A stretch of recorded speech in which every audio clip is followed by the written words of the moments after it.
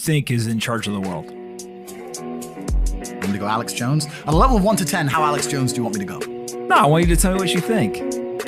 Like if you had to say, all right, there's all of this kind of coordination to some degree that's happening, specifically around mainstream media, around the narratives that are created, and they're done with a specific purpose in mind.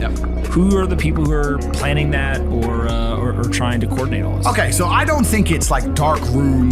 Oh, it is actually kind of like this, but I don't want people to imagine I'm thinking it as like dark room dudes sitting around making plans. It's kind of like that, but it's just, dinner clubs and golf clubs, etc.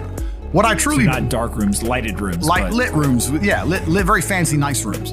No, but what I truly believe it is that every single human on earth tries their very best to propagate their worldview. For the same reason we're doing this podcast, we're trying to explain to people how we think based on our own experiences and how we think the world should be, right?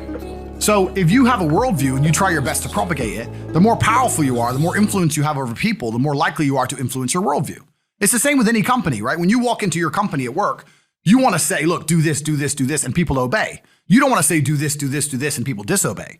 So if you're a very, very important person and you're in charge of things and you control, all the food in a country, you don't want a minister that's going to give you trouble. Why would you want members of parliament to give you trouble? This is your country. You basically own all the land. So you want a minister who's going to say, yes, sir, no, sir. It's your company. So the more powerful you are, the more likely you are to appoint people that enforce your worldview. And there's certain people in the world today that have so much influence, I don't even think they necessarily believe they're doing anything evil, but they think and view the world a certain way, and they use all of their political leverage, all of their friendships, and all their financial leverage to try and point the world in the direction they want it to go.